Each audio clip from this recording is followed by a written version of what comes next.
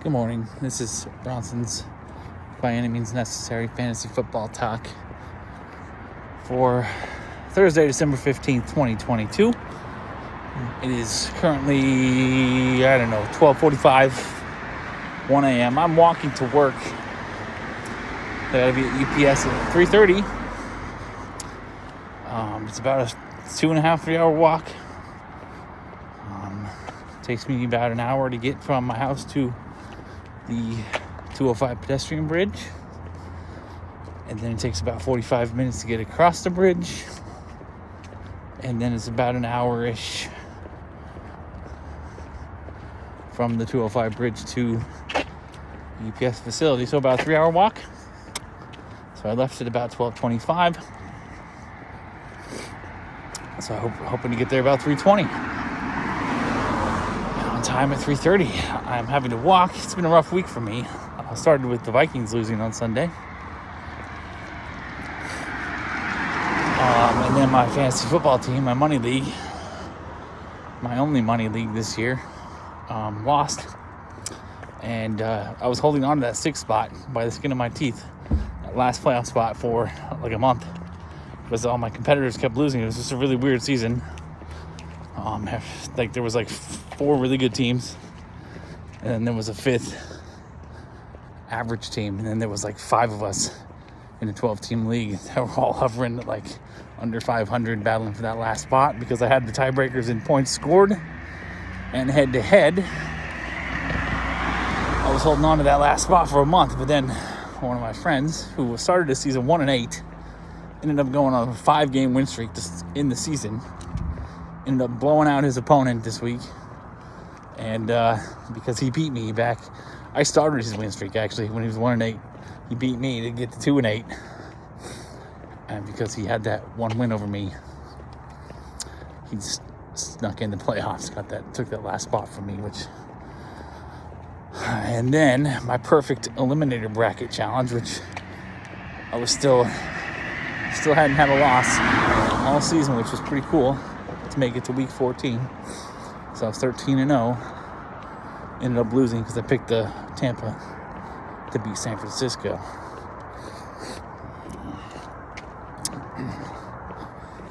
So yeah, I went over 3.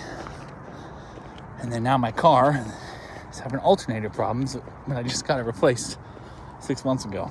So obviously the guy just didn't do it, or he put in the faulty one again, and I don't know, I feel like he replaced it. He just gave me I just got a faulty one because that's my luck, because I am a person of tremendous bad luck. I'm supposed to have a lifetime warranty, and I got one that lasted 6 months. I tried to get a hold of the guy yesterday, and of course couldn't. Left him a voicemail. He didn't call me back. I don't have time to wait for him, so hopefully, it's frozen right now. My car is frozen solid right now, so it's not going anywhere anytime soon. But hopefully when the sun comes up and the weather warms up later today, I'll be able to get my car started and drive it a mile down the road to take it to a shop where they can fix my damn alternator for me, and probably it costs them another $500, which really puts a damper on my New Year's Eve plans, especially since I didn't get to work all day yesterday. Probably not going to get to work today. And so the only day, I did a little bit on Monday, did a full day on Tuesday, and if I'm lucky, I'll get to do some Ubering on Friday before I leave for my trip this weekend. Which I'm not worried about that one. I already paid for the plane tickets, I already paid for the events. The only thing I have to worry about is my hotel, which for 3 nights is $240 or something. It's a good deal right downtown in the heart of the city that I'm going to. Got a really good deal. I made over $900 in Uber last week. I'm getting paid from UPS today, which should be another $350, $400 check. Not worried about this trip. Not worried about affording the car payments, the alternator. Not worried about Christmas. I'm just worried about my New Year's Eve trip, because I already spent $300 on plane tickets for that. I also put in a reservation, non-refundable $20 reservation for an event that I was planning on participating in while I was there. So that's $320 possibly down the drain. My plan, instead of fixing my fucking alternator in my car today, was to pay for my hotel in advance there. So then I didn't have anything to worry about. And then I could focus on finishing my Christmas shopping, which I still got to get my niece and nephew something. And my mom one more thing. And then my uncle. So I didn't have a whole lot left. I typically just buy one gift for people. But the thing I got my mom, even though it's something she'll love, something she wanted, it's not very expensive. So I feel like I'm going to get her a second gift. So yeah, my New Year's Eve plans might be fucked. I don't get blessed. I get screwed. And I don't get screwed in the way that I want to get screwed.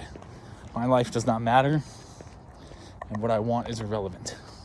The universe or God or whatever deity it is seems to have completely forgotten about me. And another reason, I knew my car wasn't going to make it through the winter. I was either going to die in it or it was going to leave me stranded.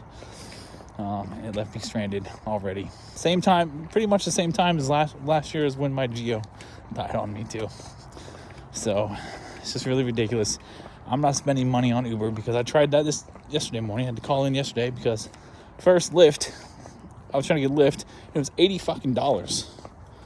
And I was like, that was before I even got up to check the weather. So I was like, is it snowing or something? There's no reason to be $80 when it's normally, 20, 23. So I was like, screw that. And then I did Uber. Uber was reasonable, but both times I tried, the first driver, so Uber lied, first of all, told me I'd get picked up in 3 minutes or something. And then it got me a driver who was over in Portland at the airport, 9.5 miles away or whatever. I was like, nope, not waiting for that. And then I tried again a couple minutes later, got a driver who was in Vancouver. Uber told me I'd get picked up in like 5 minutes and I'd be at work at 3:25 or something. This was around 2:55, 3 a.m. And the driver was 20 minutes away. He was dropping off a rider. I was like, nope, I'm not paying this exorbitant fee to be late to work because I get in trouble because of the union. Yeah, you get a lot of leeway. You get a lot of absences. You get call-ins and sick days and stuff like that. But an absence, a tardy, is the same as an absence. So if I'm 5 minutes late, I may as well just not show up because I'm gonna it's gonna be go on my record either way. So I just decided not to come. So that's 2 days of work at UPS this week I'll be missing because I'm not gonna be there Saturday. I'm also not gonna be there next Tuesday. So yeah, and then I didn't get to do a whole lot of Ubering this week to make some money because of my car. It's just cannot wait to get out of this state. And for whatever reason, I applied for an apartment like 3 weeks ago, and they haven't heard anything. They checked in with me like a week ago and told me my status was still pending. So I don't know what the hell is taking so long. But it's ridiculous. I cannot wait to get out of here. I was talking to a couple of girls because, that's what happens. Anytime I start thinking about moving, I get some interest from females, but they both, whatever, already ghosted me. So, it's not like I'm not overly sexual. I'm a perfect gentleman when I talk to them. The only thing I can think of is I'm too slow to. The first one I think I was just too slow to ask her out. But she lives like 2 hours. She's not even close to me. She lives like an hour and a half away north in some tiny ass town. And I was gonna go see her last weekend, but it was snowing. And the closer to the mountains you get, the more snow there is, so I wasn't gonna risk it. And then this weekend I'm leaving, but I was thinking, because Sunday, Monday's her day off. We could do something soon, but, the holidays, whatever. I think that's the problem. I didn't ask her out soon enough. And then the second one, she seemed very conservative. And, we didn't really talk politics, but I could just tell by the way she was talking, the way the things on her profile, that she's a conservative person. And I think she's looking for someone who's a little bit more of a masculine man than me. The last thing I said to her was, I don't work on my own cars. I let professionals do it. And then she, I haven't heard from her. We were talking pretty constantly at that point. Now I haven't heard from her, I don't know, 24 hours. So clearly, I'm just not what any of these women in this place want. The Portland women are just into, like, they want someone super weird like them. And these, small town, Kelso, Battleground, Rainier, women in the more conservative towns, in Vancouver even, they want a more conservative country boy, masculine man. That's just not me. So that's why I gotta get the hell out of the city. Cannot wait. And now that I've regaled you with my life for the last 11 and a half minutes, and it's actually, now that I'm doing this, it's cold as shit out here. My hands are not cold at all right now. Actually, my nose is definitely running. That's going to be a problem for the day. My hands aren't cold at all, which is weird, because when I was watching, before I started filming, I was finishing my Netflix movie that I didn't get to finish before I left. And my hands were freezing. Now they're fine. Anyways, defense special teams for week 15. For those who still care about my useless advice, because I don't know what the hell I'm talking about. My advice certainly didn't help me much this year, but maybe it'll help you win your playoff matchup. Top 10 defense special teams for week 15. At number 1, we have the Chiefs defense against the putrid Houston Texans, whose best weapon now, Dameon Pierce, is out for at least this week, possibly the next 3, possibly the rest of the season. They don't have anything to play for except maintaining that number 1 pick, which, as long as they don't win, they'll get. So, Chiefs defense always does this. They are pretty mediocre most of the year, but they really come on strong at the end of the season and, through the playoffs. And it seems to be what they're doing now. And the Texans are a really good matchup. 2, we got the 49ers at the Seahawks. 49ers defense is just what it is. Seahawks might be a pretty good team, but the experts are convinced the 49ers defense is a good matchup, even against the Seahawks. 3, we got the Saints defense against the Falcons with Desmond Ridder, the rookie from Cincinnati, making his first career starts. The Saints also coming off a bye. Saints usually a good fantasy defense, just not so much this year. But I do think this will be a good matchup for them. 4, we got the Eagles defense against the Chicago Bears and Justin Fields coming off of a bye. 5, we got the Commanders defense against the Giants. The Commanders coming off a bye. These two teams just played 2 weeks ago to a tie, which was a very boring game.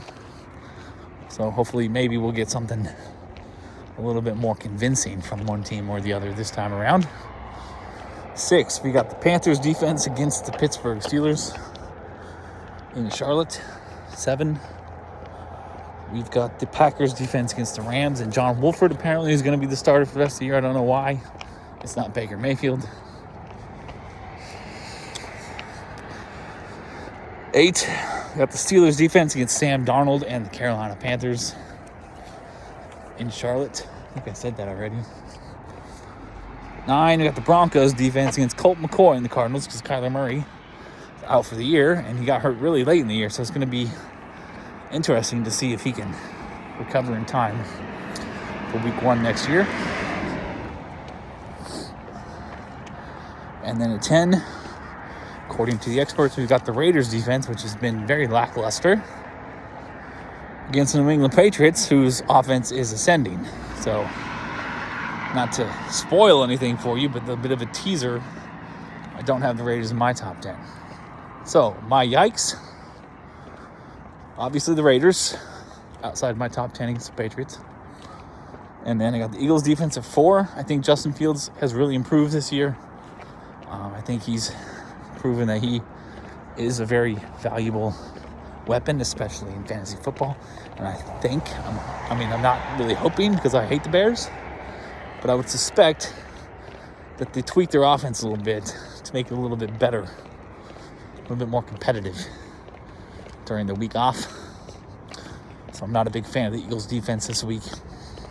I don't have it as a top 5 play. And then the Panthers defense against the Steelers. Again, the Steelers offense has looked a lot better since their bye. Still, Kenny Pickett still, makes mistakes. Najee Harris still having a rough year, but has looked better, has looked serviceable. Deontay Johnson is kind of coming back around. And the Panthers defense isn't that legit that I'm convinced they're going to have a top 10 week. So those are my yikes and my spikes. I have 3 as well. Starting with the Broncos defense way down at 9. I think the Broncos defense has proven that it's very legit even without Bradley Chubb. Their defensive coordinator, Ejiro Evero, I don't remember that's how I say his name. I'm not trying to butcher it on purpose. I'm not trying to sound racist. He's very good. The next coach, because it's not going to be Nathaniel Hackett, should probably keep him. Broncos defense very legit. Cardinals offense has not looked real good all season, even with Kyler Murray. So with Colt McCoy back there, I really love the Broncos this week. They're a top 5 play for me. Should be much higher on your list than 9. And then down at 14, we got the Cardinals defense. The Broncos. We know the Broncos. We know what the Broncos offense has looked like all season. They may have looked decent last week. But we haven't seen any consistency from that offense yet this season. And so chances are they've regressed more to the mean. Cardinals defense is decent enough that I think that they should be a top 10 play this week over a team such as the Raiders and probably the Carolina Panthers. And then lastly, if I could see, because there's no light on this road, should be able to remember what I wrote. The Patriots defense is still a top 3 defense on the season. Sorry if you guys can't really see me. I don't know. My camera's kind of foggy and it's dark as shit. The Patriots defense still a top 3 defense on the season. I don't know why they're so low at 19. That's a little disrespectful. It's not like the Raiders offense is lighting anybody up. And Bill Belichick, we know that he knows Josh McDaniels better than anybody else. And Bill Belichick's going to coach circles around Josh McDaniels. I don't see the Raiders offense looking in good in any shape or form this week. Patriots are a huge top 10 play for me. Possibly even like a top 5 or 6 play. I've got them way, way, way, way higher than the experts' consensus. And so I guess that's it. I was going to do tight ends and quarterbacks together in this video, but we're pushing 20 minutes already. It's not like I don't have another 2 hours to film this shit and upload it while I walk, so and it's not like anybody's up to watch it anyway, or anybody will watch it, or anybody cares even if they do watch it. So peace, love, and nacho fries, my friends and followers. I will do quarterbacks and tight ends shortly. Thank you.